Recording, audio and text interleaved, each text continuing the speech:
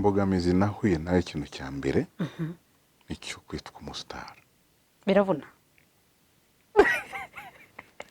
ndakubwiza ukuri ni ukuvuga ngo ikigeragezo cya mbere nahuye nacyo ni umusitari igitsina gore eba baragukunze nimukaga buri munsi kubera abakobwa n'abadamu byabaga ari ibibazo nagira gutya nkumva telefone y'umuntu ati rero nkubwire sha wite sha kado ni sawa mwere ukuntu ushaka urugo rwanjye waruhinduye urwawe ubu ngubu naza nkagushyiraho amapingu umugore wanjye ntakinyitaho ngo arumva Eddy Kamoso ari kumva Eddy Kamoso.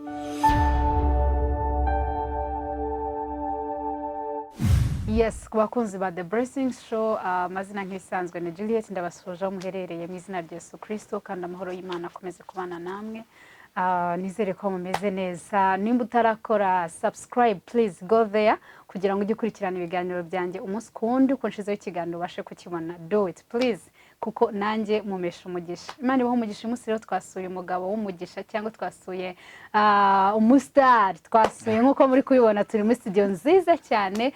Uwo nta wundi abantu benshi bamuzi ari inyuma ya kamera, navuga ubwo akoresha amajwi kuri radio n'ahandi hose cyane ko ijwi rye ritandukanye nuko abantu benshi njewe nyimumenya. Reka nze mbaha amateka gatoya. Eddy, tuguhaye ikaze. Murakoze cyane. Umeze neza? Ndishimye cyane kandi uboro nkubita udusurprise nanjye sinzi icyo nzakora. Wow. Nizwi Burundi waranyakiriye ndabyibuka ko nkubise surprise mu kiganiro cyawe na Roni. Ukuntu mwapaze na madame muramfatisha rwose. Okay, umeze neza urakomeye. Umeze neza ndashimye. Mwaka utangiye gute? Nawe utangiye neza, meze neza, naho haje ibibazo bya COVID ariko nk'umunyarwanda wishaka mu bisubizo tugomba kurwana na COVID kandi turi kwitsinda ndashimira Imana. Wow. Musanze hano muri studio yawe rwose nziza cyane, yadutembereje ibintu byose ni bon, trust me. Nimba ufite indirimbo iri kugutogota muri kuzamuka muri wowe banyarukire hano araza kubitubwira birambuye, ariko reka tumenye first of all Eddy Kamoso ni monoki cyangwa harandi mazina ufite ku ruhande? Oya. Nayo ngayo ni Eddy Kamoso, gusa akantu gahinduka mu ndangamuntu ni Edgar, ni Kamoso Edgar. Edgar niyo bahina bakagira Eddy. Impamvu uruko urumva nasanze ni kuva kera banyitaga Eddy. So ngeze kuri radio bagenzi banabyuka ko ari kuri radio 10 bahita ngo kakuntu bambajije ngo akazina bazajya bakwita kigistari nakahe, ahubwo ari ntako namazina ya Kamoso. Ni Kamoso ntabwo ushobora guhindura. So banyita Eddy Kamoso ni ibyo ngibyo. Iyo byahise bifata ni bisanzwe ku buryo bitanagora niyo ntumiwe hanze cyangwa se ahandi no muri passport. Ni uvuze Eddy barareba ukasanga okay Edgar, okay. Wow. Ko bazi ko ba Edgar babita ba Eddy. Wow. Ndi umupapa w'abana babiri, afite umugore witwa Nini mubona. Dukundana cyane. Wa mwiza cyane. Dukundana cyane kubera Imana yarabikoze. Nkaba ndi umuririmbyi wa gospel. Ndashima Imana ku myaka yose kuva 98 kugeza kuri umunota. Nuko ntarateshuka kuva muri gospel kugeza kuri umunota ndacyaririmbira Imana. Kuva 98. Wow. Nkaba rero ndi n'umunyamakuru. Nshimira Imana ko Imana yakoze bikomeye, impa vision yo gutangiza itangazamakuru muri gospel. Bitangiza mu Rwanda, ariko ndashimira Imana ko mbona byabaye ibintu bikomeye cyane. Uri muri bamwe batangije itangazamakuru rya gospel mu Rwanda? Apana bamwe. Ni wowe. Ni njye wa mbere wabitangije. Sure, mu Rwanda ntabwo byari bihari. Ntabyo. Are you sure? Ntawe. Hari ikiganiro cyitwa imbaraga mu guhimbaza. Wow. Yeah. This is surprise. No kuri koze. Abanabishimira cyane kuko hariyo ikinyamakuru cyitwa Isangiye bateguye umunsi mukuru baduha reward. Jewe na mpyisi wazanye ivuga butumwa nanjye ntangiza ivuga butumwa entertainment muri make ya gospel kuri radio. Ndabishimira Imana kuri iyo honor baduhaye. Ambishimira Imana cyane. Wow, Eddy Kamoso ni ni producer, ni umuririmbyi, ni umuramyi, Yego. ni umunyamakuru, Yego, umwanditsi. ni umupapa, ni umwanditsi, aranamamaza. harya ikindi ni ikira. Ayo matitire yose ndayafatanya gute? Burekeye aho. Nibe ndashye aho ngaho. Burekeye aho. Utwongeyeho n'ikindi by'umwihariko ntumwe mu bantu batangije ibiganiro cyangwa itangazamakuru rya gospel mu gihugu cy'u Rwanda. Wow, ndi kubikunda cyane. Ngize amatsiko yo kumenya background yawe, Eddy. Dutangire ukuri wowe ugikura ukibyiruka wavukiye hehe, ese wigiye he amashuri, wize itangazamakuru? Ndagira ngo uduhe background yawe gatoya, utubwire uburyo waje kwinjira mu itangazamakuru, uburyo waje kwinjira muri gospel n'ibyo byo wisanzemo, igihe wakiriye se nk'umukiza n'umwami mu buzima bwawe. Uduheho uduhe ayo mateka. Na uko biri kose ushobora kuza gutangara, wa mugani uko wavuze ati baza gutangaza ati kumva ijwi ukabona n'umuntu hano bumva Eddy Kamoso bagategereza umuntu muremure urenze Gitwaza bakaza. Nyumva ijwi ryawe nari ndi muri primaire nawe ari muri babandi bagenda ku ekutere mu kwishuri. Numva hari indirimbo yawe bwa mbere yahitinze ivuga ngo kanyaga nduburira amaso yanjye ku misozi gutabarwa kwanjye kuzava he, gutabarwa kwanjye kuva ku Uwiteka waremye isi n'ijuru bagenzi. narayifashe yose by the way. Kuko niba hariho umuntu wafite ijwi rikurura abantu kuri radio, you are the one.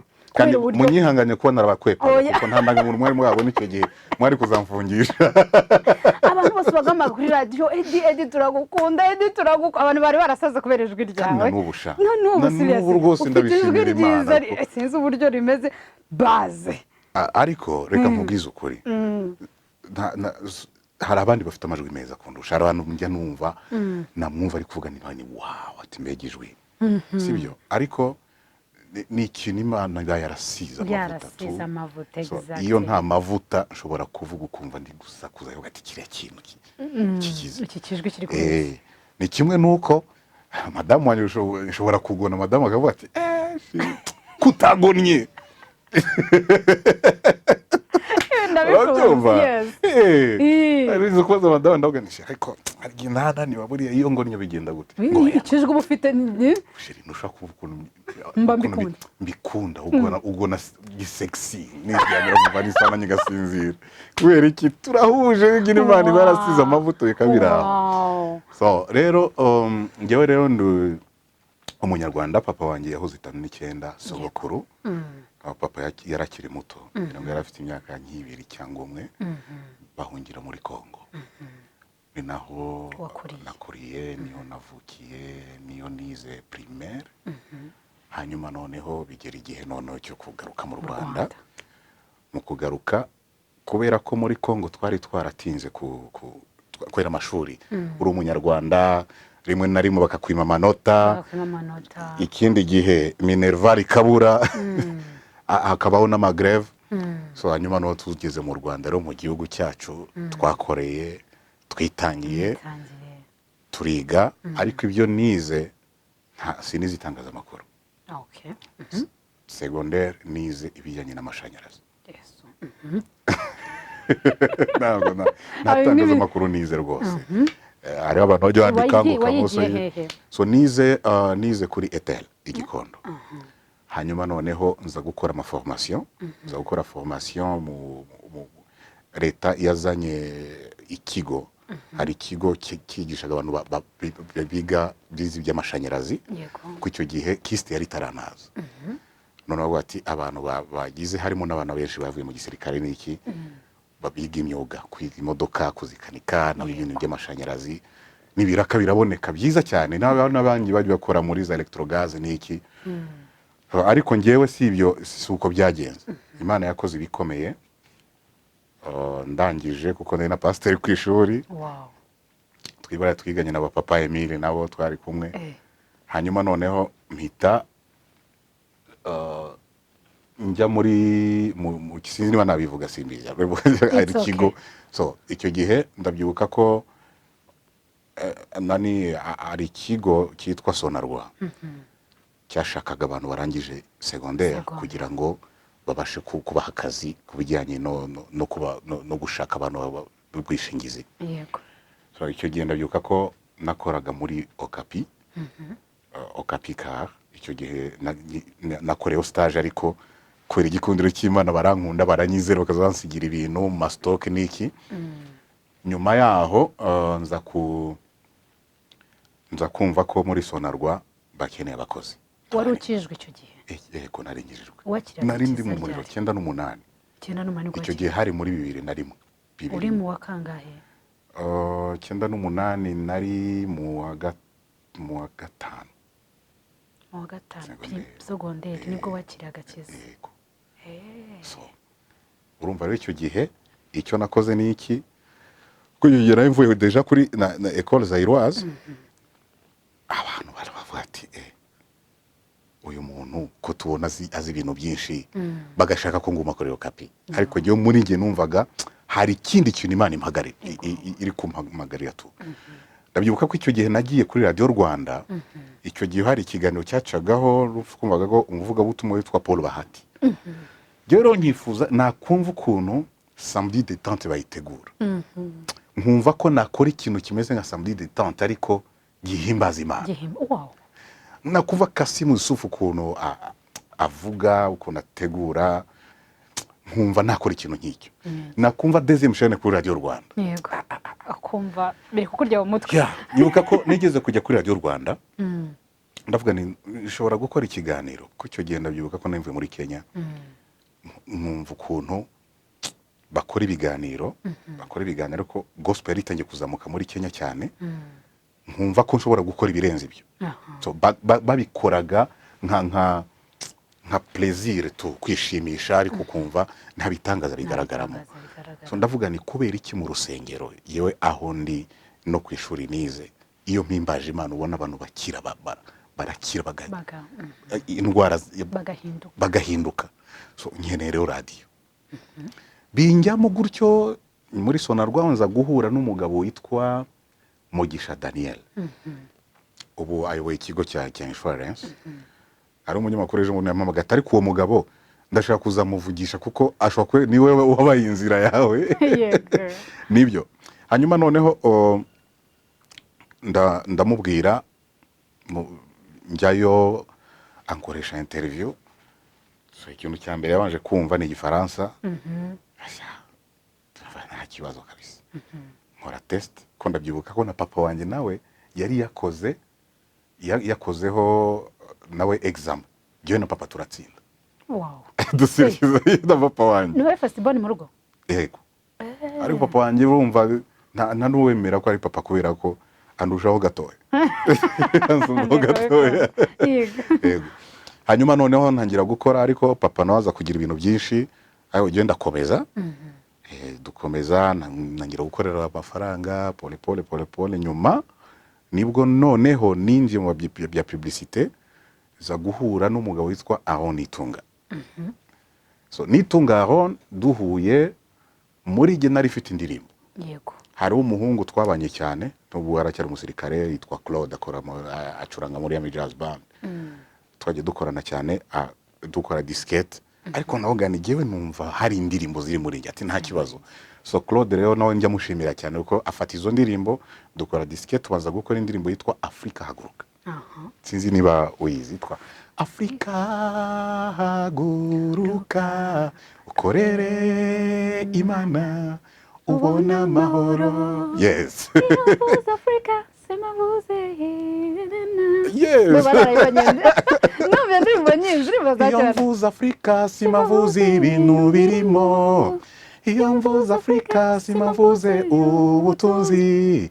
Afrika ni wowe, Afrika ni njyewe, abimana yashizeho ngo tuyiyobore. Uva narahanuye ariko Afrika twarayiyoboye.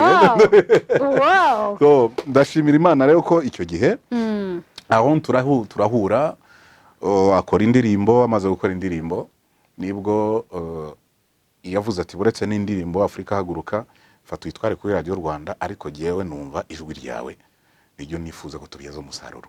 Wow. Ndavuga ni gute? Ati oya ngo uzaze urebe. Hari izihe radio Rwanda gusa? gusa yonyine icyo gihe karabaye hariho radiyo Rwanda gusa yonyine hariho radiyo Rwanda yonyine shene ya mbere na shene ya kabiri. Amaze gukora indirimbo ndayitwara yakirwa neza cyane iyi Afrika cyane ariko wow yari na nziza by the way akoze bahe izo ndirimbo rwose hagiye Eddy niyo nahoze ejo bundi mbwira abantu hari indirimbo ya kera ya ntibarihe korari ivuga ngo hahirwa abashavura kuko si byaziye mu gihe izo ndirimbo zibahe nk'izangezo kubera ntuze nabona naza kuzigeraho niyo mpamvu abantu batagiye bazibona. So iyo nsoho indirimbo iba ifite iki aho ishaka gukubita igira igihe ngo iyo izi ndirimbo mba nayishakiye n'uburyo nibyaza mu musaruro. Noneho urumva niyo mpamvu ntazishize kuri social media hariyo kontra ariko kontra twari tugira dufitanye amasezerano n'izo company sponsorizaga icyo gihe yararangiye ubu ngubu nongeye ndi kuzishyira kuri social media zindimo zanjye za kera. I can't wait. Hanyuma rero no guhura naho arambwa ati rero icyo nkeneye ijwi ryawe nkeneye ko turibyaza umusaruro.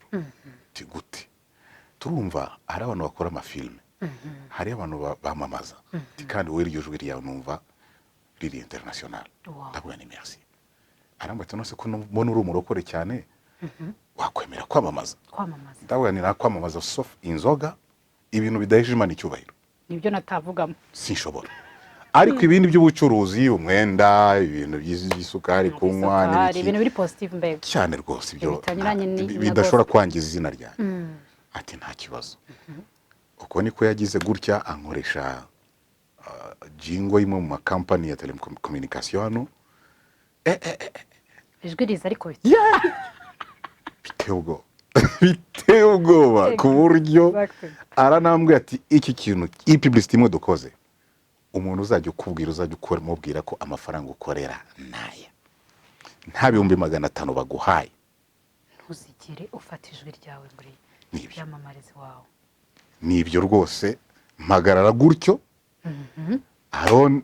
arandemye mu kindi kintu kidasanzwe ntarinzi ntago nkubeshya amafaranga ya mbere menshi nafashe ni kubera publicity kubera ijwi ryawe. Ikintu cyantangaje niyo mpamvu nkunze kugira ndabyibuka ko aho nigeze gukira publicity sinshobora kubyibagirwa. Hari publicity nakoze naraje nkora ko yamaze kunira mu nyota araza akora ayo makuru sede ndabwana amafaranga niba manda yakuzanira ngoya Aaron ko Eddy genda ahubwo nzakwigisha ukuntu babikora production kugira ngo uzajye ubyikorera. Numva umugabo so uko niko byagize Imana ikora bitangaza umudamu aravuga ati album gukora bimeze gute Aaron namubona gute mamagara aro baragenda baravugana numva arampamagatiro twavuganye n'umumere ngwino utangira gukora album. Ibyo rero nuko byagenze Imana ikora ibitangaza mbona abantu bashigikira harimo abamama bana nkuko turi hano muri studio buriya ndagira nkubwizo kuri Imana yaguhaye igikundiro. Hari abamama twasenganaga muri Assembly of God nawe nakirijwe ku mupasiteri witwa Rwabikinga Evariste barashigikiye cyane kandi ukabona ari abantu bagushigikira nta zindi nyungu. Reba ukuntu mba ndi kuririmba kuri microphone ariko umudamu umwe yabaga ari hari kwaro mu nguni hari abagore beza ariko gusenga abagore beza abagabo bafite abagabo bose niyo nivuze ariko ukabona umugore mwiza avuye hariya ukabona umuntu tuvuye mu ivoitire ugagira ngo nabadamu baba urumva Aaron nawe byaramutangazaga yarataranakizwe icyo gihe bakaza baje twinjira muri studio barapfuka bagasenga kugeza ndangije kuririmba. Ayo mavuta haranu yavuye ndi kubabwira rero ikintu donc hariho abantu abo ba mama ndangiza album abo mama bari muri studio ndi kuririmba bapfuka basengana na Aaron kujya bazakizwa. Sinshobora kuyibagirwa n'umama witwa Leoncia sinshobora kuyibagirwa n'umama witwa Angelique. Muri iki gihe ibyo bintu twayibonara birakase birakaze n'ubu mbyibutse numva ashaka yo ndetse naho na mama pasteur witwa Eddy umugore wa Rwabikinga akatubaza bimeze bite akadukurikira bimeze bite abantu bamfashaga muri baking witwa Kosi n'uwitwa Betty n'abantu bari bafite aba mama bakaze cyane ariko ndabyibuka mama wa Kosi yitwa Manzi Constantine naragiye arambwira ati kuko ari wowe umwana wanjye ndamuguha kuko numva nkwize ko umwana wanjye nta kibazo azagira ubundi mukobwa nawe yitwa Betty mama we n'umwarimu w'ishyaka Kigali aravuga ngo Eddy uyu mwana wanjye nguhaye utware muri studio ndizera ko uzamurinda neza ndavuga n'Imana izamurinda so ishimira Imana ko nta dega yabayeho kubera amasengesho yabo ba mama bakurikirana nabo bakobwa bakabaherekeza bagatana mu rugo wabonaga Imana atangiye kumpa umurongo hakiri kare noneho mpura n'umuhanga nano aronitunga uzi by'umuziki uzi gukurikirana talent banshira kuri discipline ubwo rero muri ibyo bihe nibwo naje gukora publicité nkunda kuyivuga ko n'ubuhamya icyo gihe ndi muri Sonarwa nkora publicité ya Sonarwa nyikoza ariko ko nabonaga natangiye kubona amafaranga make ko ninjizaga amafaranga bitewe n'abakiriya ngewe nazanye bafasha ubwishingizi kandi Imana yaramfashaga rwose ndahereza mu bakristo umva kubwira wa Kristo benshi bari bazi yuko nta mukristo wafata ubwishingizi ariko ngiye nshobora gupfa umwana wanjye agasigara afite ibibazo donc ntafashe namufatiye ubwishingizi ngiye ndapfa nkajya mu ijoro ariko abana banjye baracyari mu isi so Imana ikora ibitangaza impera umugisha muri ibyo bintu ariko nyuma noneho nkoze publicité iyo publicité nakoze ya Sonarwa ni nawe yamvanye muri Sonarwa so icyo gihe radio 10 yari itangiye rero icyo gihe radio 10 yari itangiye harimo umuziki gusa abanyamakuru bari batangiye witwa Virgile Marino Enoch Bahati Isabelle donc urumva hariho abantu nyine batangiye kuvuga ibintu byatse radio 10 kabisa buri muntu yifuza kwamamaza niyo noneho nafashe iyo publicité ishira kuri CD ndabyibuka ko nayikoza ariko ibintu byagenda neza arona aragenda nshaka Mima icyo gihe hariho ka studio aka mixer n'uyu mwibutse Mima arafite aga computer kaboze Eddy ariko mashini yakareba niyo mashini akabona bitabaho Mima nuja kuzamugendera ubaze Mima bimubwiye ati Kamoso uzamubwiye ngo Kamoso araga computer mwiyo atangiriye production kameze gute Mima nawe sasa rero harakano ufite hano kandi barashaka kuma amafaranga mbwira ukuntu raka kano twakarangiza mvuga ibintu bambuye gukosora uko aroni agarari uko rumva nitwayishira kuri cassette Mima arakanuza ka mix digital Jean Christophe Matatere yamuguriye Mima arajya acometse computer wapi shakuva saa 10 turara ibyo Mima ariko nizo computer kazahiri urumva twebwe nabonaga ari ibintu bitangaje we karatuzonze uko nta numwe arazi computer kandi amaje twumva kuyafatira kuri computer Mima ari umuhanga kuri disquette rwose ni sawa ariko urumva muri keyboard ntago washyiramo ijwi ntibishobora iratuzonga mashini yanga gucamo Mima ngo turakoze ati happy biranze saa 7 z'ijoro arabatisha aho bigeze ndananiwe reka noneho tugende dushaka kwitwa Kilolo witwa Sly dufata inzira na kamixer kuva Kanzayire tujya he Godiar hari hafi Alpha Palace turagenda baga publicité dagatunganya karangiza kuri radio kuri radio ariko n'ubu Mima ajya yibuka icyo gihe abashaka koze publicité yatumye menya production kabisa bazi Imana ikora ibitangaza gutyo nyuma ngeze radio maze kwikora muri Sonarwa hari uwitwa Vianney niwe wari ushinzwe communication n'uwitwa Mbundi Benjamin niwe bari bakuri marketing bumvise publicité ni burayi ushaka ngahe ati jewe nshaka 500 goke bahise bankora sheke bure hari abantu bareba kure ati wapi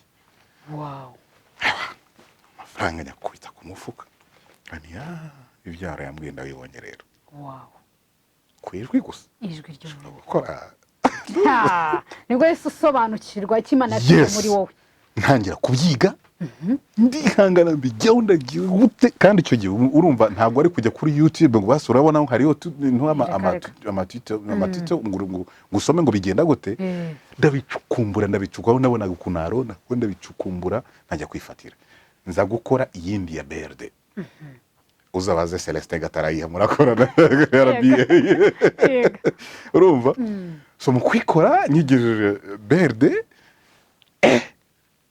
umudeje yumva publicité n'undi mugabo barayumva ndamwitwa Alice iyi publicité yakoreye inaha ndavuga nige uko ari bamenye ama publicité babazanira kuri cassette je mbazaniye kuri CD vraiment urumva atereka kati ni kugwa kontra tisawa ati wadukora video ati cyane kandi urumva ko nari nize ndavuga numva niba amasoko ndajya kuri radio Rwanda hari professionnel kuri kamera ngene mvugane nawe bigize aho Celestin Gatarayiha ndabyibuka ko n'icyo gihe niho twahuraga ndamubwira ndavuga ni sasa hari ibintu twabikora Celestin twagerageza none okay uzaje mu gitondo dushutinge ndaguha amafaranga wari amafaranga kera Eddy winje amafaranga kera kubera izwi Celestin no ebana abyumvereza kabiri Celestin uzi ko ari umuntu utuje cyane arambwa ko none se uzamangahe none kankubwira ndagwiyumbira na 50 icyo gihe ubukwe uza amafaranga babukoreraga Celestin ubukwe uza amafaranga babukorera bravo abantu bari kuri kamera barabizi nibasubwire radio narinze 2003 na 4 ubukwe ngira ngo bwari 2020 cyangwa 25 urumva ndayamubarira Celestin urumva so Imana igenda ikora gutyo BRD mandayikoreye ntwaye publicité kuri radio 10 rero iri ya Sonarwa rero niyo ngira ngo wabuze umbwira rero inzira yanjye yego ngeze radio 10 ntwaye muri Sonarwa uko muri Sonarwa barambwira ati none se wowe radio 10 abikorera haza ndawe nego nari narahagira ariko bambwira ko ikorera ahantu mu gashyamba wari ufite confidence cyane rwose cyane byose bakubwiraga wumvaga uri bugikora numvaga ngomba kugikora uko numvaga nageze mu masezerano we kanagiyemo neza wow urumva tumva umwana ukirangiza secondaire atangiye gufata 500 ntago biba byoroshye noneho rero ubwo ngeze kuri radio 10 mpasanga umuhungu kuri reception witwa Ralingamije turavugana ashiramo abanza gushiramo publicité ngo wayizanye kuri cassette navuga niwe yaje twebwe twahinduye system nta bintu by'amakase nkuramo Federa yumva ariko iyo nyumvise icyo gihe nkumva quality yayo no kuntu yahiye urise ko bungu wabona ko iri ibiti koko ariko icyo gihe wari waragafasha icyo gihe wumvaga ari wowe kabisa wagendaga rwose meno urumva nazanye system nshya abantu batari bamenyereye bamukesha batwara urumva ngira ngo urabyo imvaho sha nimero urumva nkayitanza ndipoze muri za publicité ziburayi vraiment urumva komana nanjye muri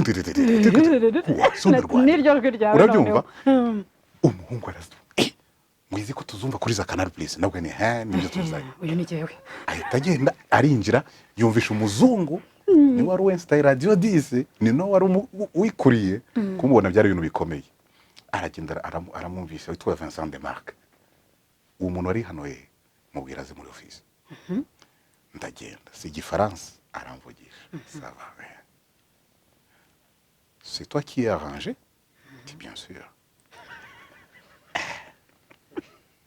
Mana yanjye uri ufite confidence zitabaho iteye ubwoba kabisa bari barakuremye imikino navugaga nti Imana yamponjeje nanjye ngomba kugenda numva ko hari ikibazo kimwe tugira Imana iraguhonje ukagira ngo wagezeyo urumva iraguhonje ukagira ngo wagezeyo ukabyiba kuravuga ni ngomba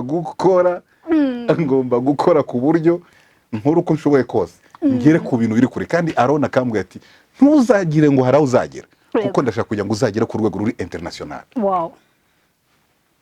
So ubwo bibaye uko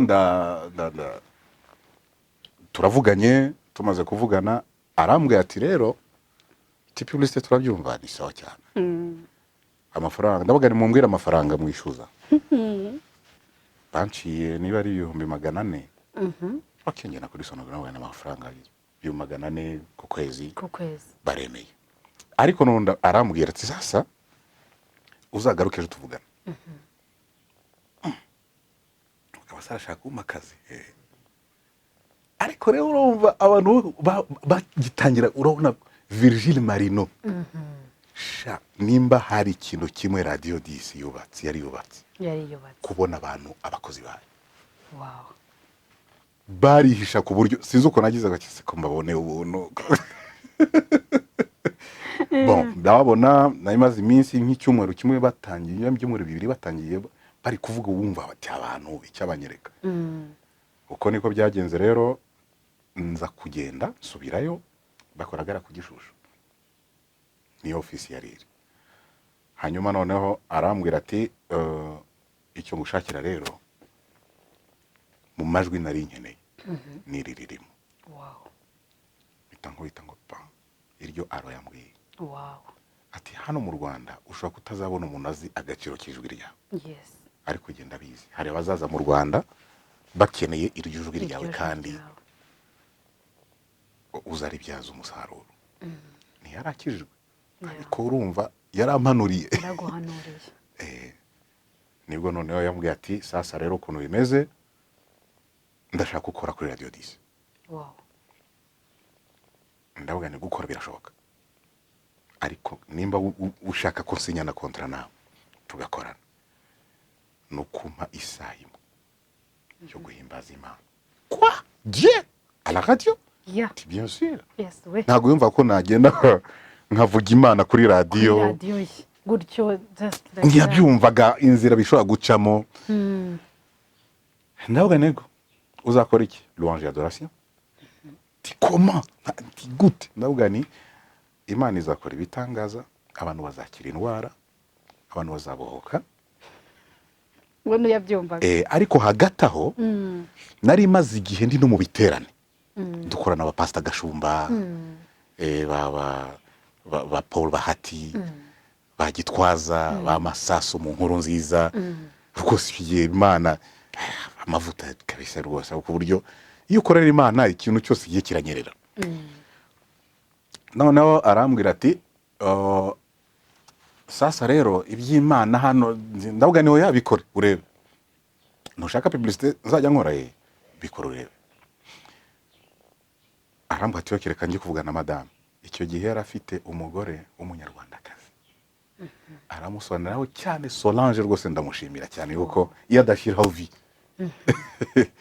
avuga ati ariko rero wagerageza mu mwanya ku cyumweru ubanza umwumve bigeze hari kwa gatanu ku cyumweru ari na pasika barambwira ati ku cyumweru uzagenda ukore test avuze gutyo bagushira live cyangwa gukora record live okay nibwo bwari reka nkwereke nibwo bwari ubwa mbere ngera muri studio za radio yo urumva oya bavuga ku studio za radio gukora ariko nari nigeze gutumye kuri Radio Rwanda ariko andi umushitsi uri umushitsi ndavuga kuvuga nkawe uyoboye mu presenter nari natumwe na Sabune Olivier Tijara Kabendera icyo gihe ndabyibuka banuza bose bo kuri radio Rwanda bari bantumiye ariko arambwa toke uzakora n'umutekinicien muzakorana mu gitondo cyangwa utegura ibyo uzakora okay mva hari ndavuga ni merci ndasohoka mu kamera neza rugurira mu Kigali ndasenga Imana irambwa tereka kwivuna bya bintu ujye uvuga uhagaze mu nkuru nziza bya bintu ujye uvuga uri imbere ya korari bya bindi ujye uvuga za ndirimbo ugitera mu rusengero abantu bakaryama bagahinduka bwira abantu ikikoremo ikiri muri wowe ari cyo usohora wow iryo jambo n'ubu njya mbwira abaririmbyi n'abapasiteri bajya bantumira iyo ntumiye ati uzaze uvuga ubutumwa cyangwa turashaka kuza kuririmba ndabubwira ni ubu nta kintu ufite bitewe na situation ndimo ushobora kuba ndi kwiruka mu mafaranga sinabivanga no kujya guhimbaza Imana mu rusengero so niba mfite stress muri hangana mbanze nitegure ndasenga maze gusenga ubwo twazamukanye n'umuhungu w'inshuti yanjye witwa Ernest turasenga so Imana yambwiye ati humura reka kwigora uyirekure irekure ndagenda baza kumfata ndabyuka ko rwose nari ntuyari mu ibereshi Nyamirambo mbona imodoka ize kumfata imodoka ya radio 10 iri icyapa cya radio 10 ndinje ibyo byonyine yari hit muri quartier cyobwo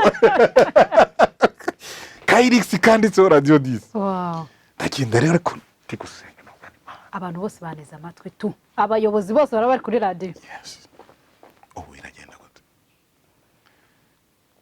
ndagenda ndakubwiza ukuri ngeze kuri radio ubwa mbere numvise Eddy wa kera kandi ndakubwira Imana irakomeye nkigera mu muryango wa radio 10 numvise ikintu ngo kwa kundi bakwambika ndireba no si ni imyenda imvuyemo ufite kumbi n'umwambaro Imana yankuyemo inyambikundi hari hashize ibyumweru nka bitatu hari umukozi w'Imana witwa Todi yarafite igiterane kuri tapi rouge harimo Pastor Enoke bagashumba Pastor Josephine wa Victory Pastor Samedi noneho bari batumiye abaririmbyi n'abacuranzi igiterane cyari gikomeye cyane abacuranzi banga gucuranga nyuma bari gukora amafaranga batabahaye akavura karagwa kandi umuvuga butumwa yagomba kuba ageze saa 9 uwo mwanya icyo nakoze niki nafashe guitar bass kuko niyo nacuranga mu rusengero ndayifata mfata brother wanjye petit frère witwa Prince ubu n'umu producer ba muri Canada ajya kuri piano mfita mubyara wanjye nawe acuranga drums wow bajya hariya cyane fata ndaririmba tapi rouge ira haba ibitangaza bidasanzwe sorry urumva noneho icyo gihe Imana ikoze ibitangaza gutyo umuvuga butumwa je abona ukuntu tapi rouge abantu ivu ona twakubise present worship turahimbaza Imana basanga abamama bitenge hejuru abantu bakora amakoti abandi baryamye hasi uwamenya ndi kugwabaza umu bishop witwa Bishop Enoch ni wari uyoboye gahunda uwo mukozi w'Imana aje yahamagara abakozi b'Imana bose hari atuye umwuka w'Imana uri hano ndasaba kugira ngo wa muririmbyi naze hano kuri podium abandi baririmbyi bari batumiwe bari hasi bivumbuye sinabavuga amazina urabyumva yego uwo mugabo witwa Todi yaraje afata amavuta ahamagara wa pasiteri bose uyu mugabo mwamusuzuguraga ntimuri mumuzi ariko Imana imushizeho inyenyeri ati Imana imusiza amavuta ya media media niwo bwari bwa mbere nyumva media cyari cyo baransengera bamaze kunsengera ndamanuka nta n'amafaranga bampaye ndimanukira. Ibyo rero nari nabyibutse ukuntu nahanura inyuma y'ibyumweru bitatu Imana ihita ikora ibitangaza gutyo. Noneho aho kuri radio rero mpageze, urabizi ko computer rwose nayibonye nanjye mimaga afite hariya no ku ishuri no ku ishuri ko hariho twatuni ngo takatapisha bo gaba computer kwa director gakabonera hariya ariko kari mu turongo kwa ngo kagera gutya. Yesu arakomeye cyane. Bo rero ndi kubabwira inzira ya Eddy Kamoso ntago yoroshye ariko Imana nagiye mbona ibitangaza. Noneho bigera igihe ninjira kuri radio ujya muri studio nambaye casque mpita nibuka umunsi Arona mbwira ngo ngwino muri studio. Ndi igiki mu baririmbyi ba mbere ba gospel bakoranye na nitunga Arona. Arona icyo gihe yarimo gukora album ya Group Sowers, basohoye indirimbo imwe yitwa umva gusenga kwanjye. Ari nuko n'umuntu umugabo witwa Ben, imbaraga z'urukundo. Indirimbo zari nziza. Hari muri gospel nitwa Makoma na Esther Wahome, kuna dawa arizo ndirimbo ziri hit za gospel. So namwe ati jewe nagushize muri ya studio ikomeye ngwinore hano naho ndahagushize. Ndabyibuka ko ijambo nasomye ni ijambo ngo uko Imana yakunze ari mu isi cyane byatumye itanga umwana w'ikinege kugira ngo umwizera wese atarimbuka ahubwo ahabwe ubugingo buhoraho. Mu bugingo buhoraho harimo ubwo mu ijuru harimo no mu isi twemerewe. So ni impamvu ki Imana yakwemera gukomeza guhangayika n'indwara ukayimbata y'uburwayi, ukavuga ngo indwara yanjye, ngo urumva ngo diabete yanjye, urumva ngo kanseri, ngo iwacu bitwa rwose hariho amatariki abantu baba bazi ko ayo matariki bapfusha. So kuri nk'iki gihe abantu nkunze kubwira hari umuntu mbona kuri status nawe akakose reka nkwereke wasenze Imana igahindura amateka kuri status zawe. Rest in peace namarira gusa dusenge Imana yongera ubuzima abo bantu rwose. Icyo gihe ndabyibuka nta n'iminota myinshi bari bampaye iminota 30 kuri radio.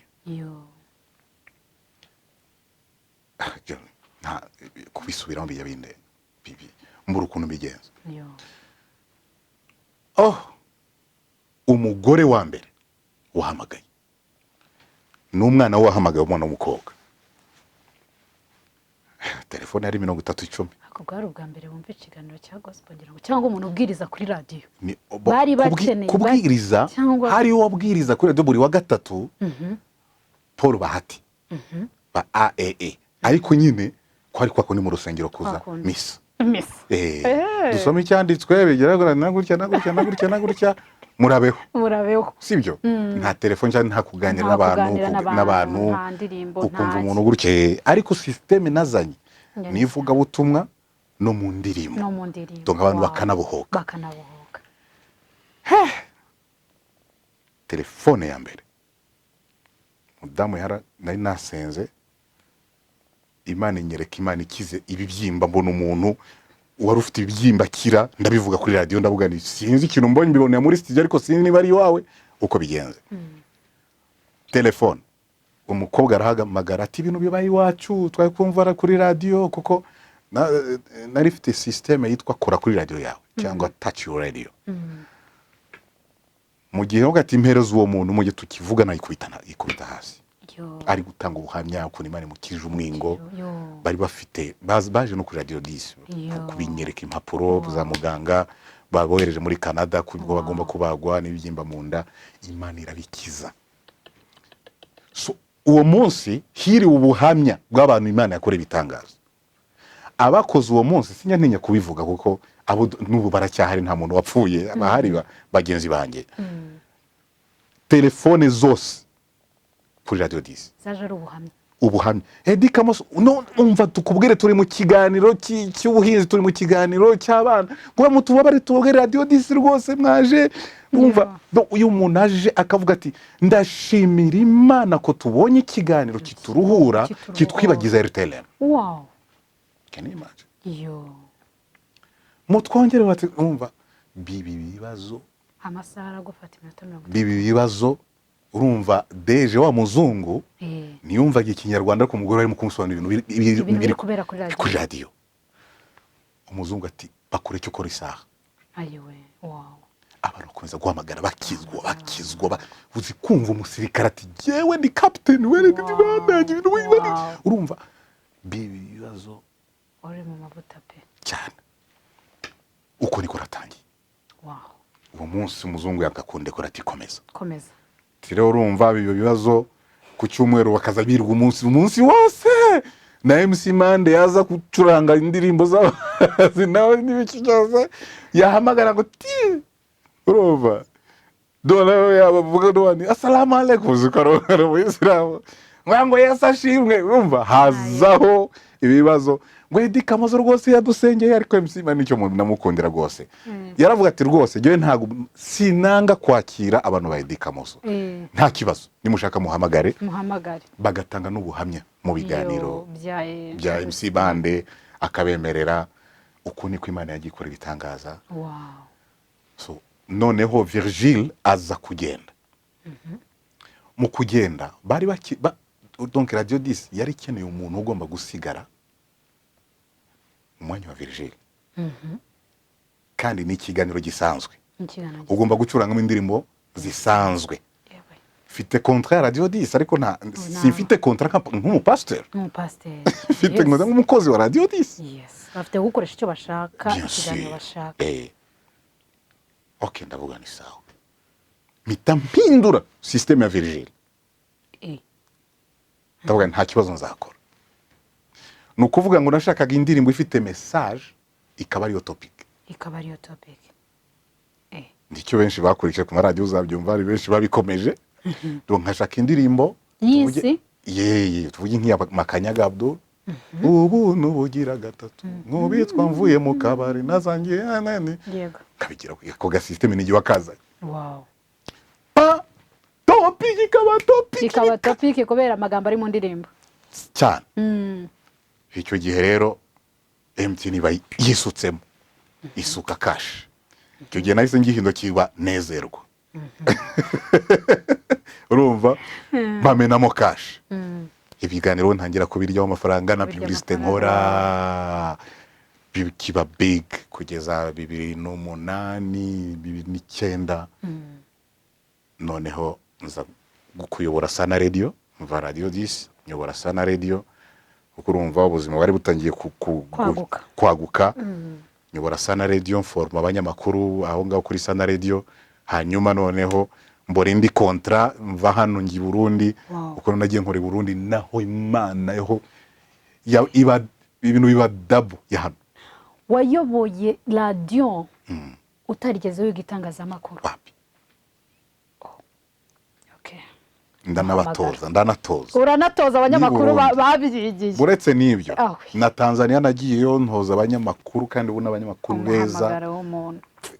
Kenya nuko naho urumva ni umuhamagara ariko rero hagataho uwo mugabo wo mu Faransa no professionnel ku bintu bya radio yagiye dutoza. Donc urumva yagiye ntoza utuntu dutandukanye.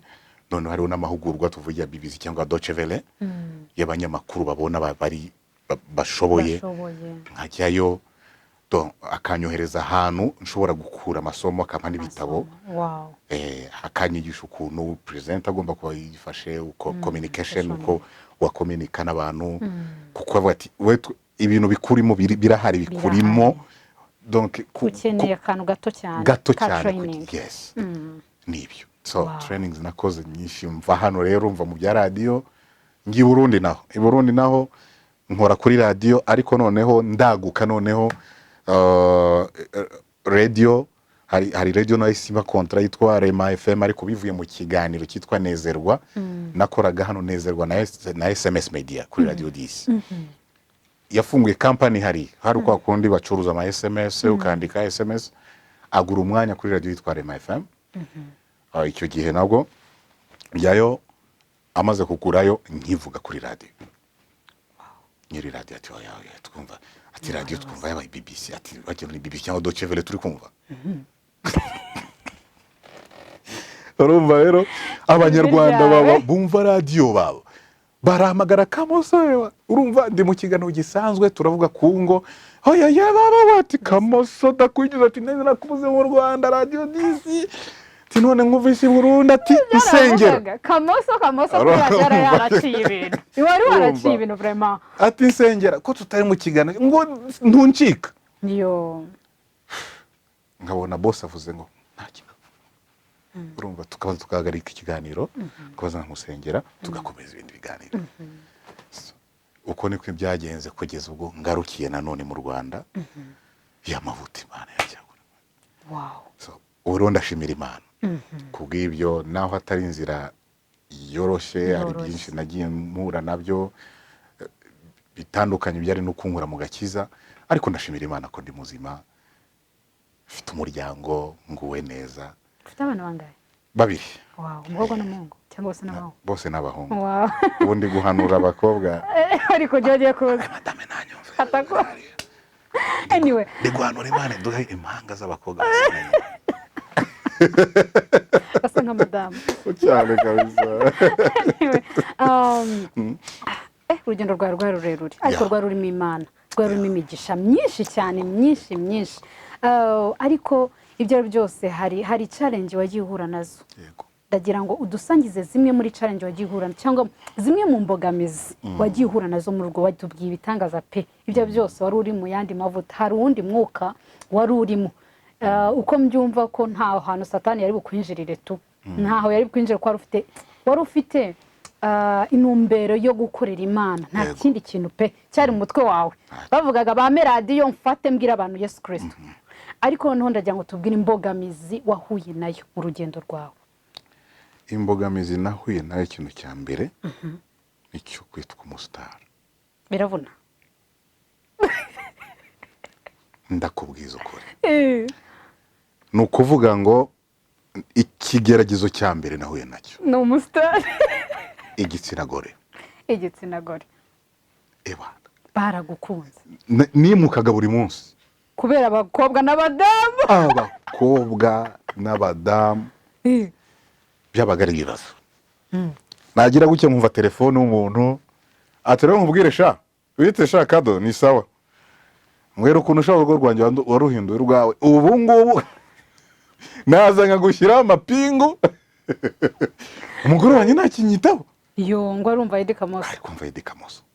So nkavuga ni mwihangane rwose nta kibazo ariko urumva ibyo rone nagiye mpura nabyo cyane. Muri aka kazi urumva byagiye bikomera mu buririmbyi harimo n'amashyari baranandoze Imana ikora ibitangaza mu gusenga ndasenga ndaburuka. N'ubu niyo mbivuze gutya mba ndi fiere kuko n'uwandoza arajya n'ibiganiro. Urumva donc yakuroze yaguhaye cyo kunywa mu biryo wari wamusuye abari arakora. Oya twari muri fete bagutumiye banumiye kuririmba akurogeramo. Ashiramo twari kumwe na mugenzi wanjye witwa Ernest umuhungu rwose twari inshuti cyane. Ariko twese dusenze turaburuka kabisa. Imana ikora ibitangaza so nibyo. Ariko ibindi Imana yampaye umugisha iyo niyo challenge nahuye nayo kandi ntago byari byoroshye.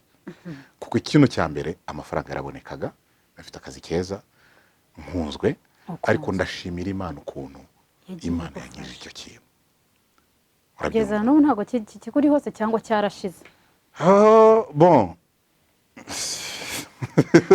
Ntabwo ingo z'abantu ntabwo uri kuzisenya. Tubimenye ntago abakobwa bari kukwirukaho cyane. Amatelefoni yaragabanyutse. Ntago bimeze nka mbere kubera ko abaza baza ari gusengerwa umukozi w'Imana nsengera n'ibyo ariko ndakubwiza ukuri hari ama message nandikirwaga utari mu mwuka wari kuva mu gakiza cyangwa madame yabona akavuga ati reka turusenye. Njya nibuka madame ndi Bujumbura duhuye ndamubwira niro reka nkwereke uwo ndiwe akazi uko duhura ubwa mbere na mu buhamya bwanjye mubwira nyine ukuntu byagenze hari ibyanjye bitagenze neza ndabwira ni sasa ikintu kimwe ntumbone n'urusura rwanjye gutya ukomeze ariko ndakundwa Imana yashize gikundiro so icyo gikundiro ntikiza kubera igisitaza njya kuri radio muha telefone nkuramo code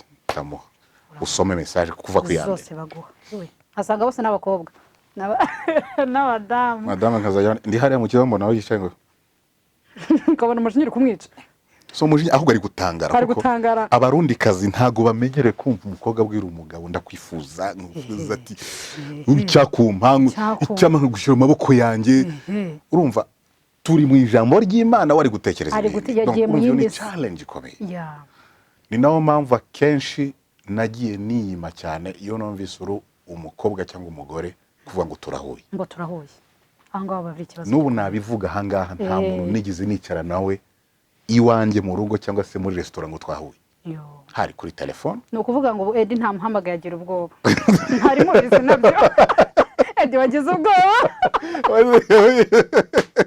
warahamutse mu yandi magambo baragwahamuye urumva ibyo byose kubera iki ko nari mbizi twagiye duhura n'ibibazo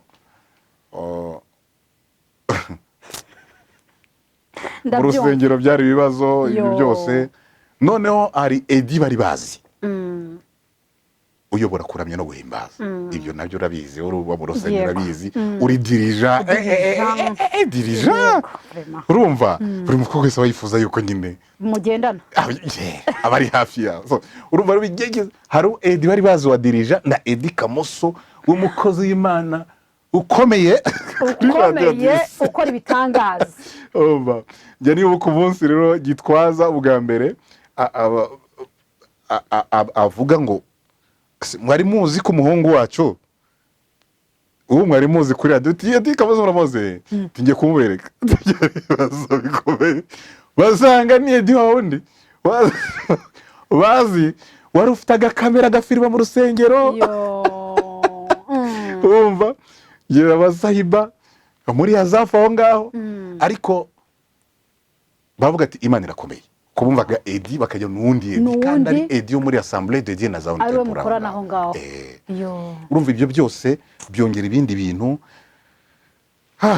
ibyo nibyo nagiye mpora nabyo ariko ndashimira Imana ko Imana yagiye ibindinda nawo nkunda kuvuga please umenyekana cyane n'amakosa aba menshi kandi ibigeragezo biba byinshi cyane ibyo rero ndabishimira Imana kugeza kuri umunota ndatuje uratuje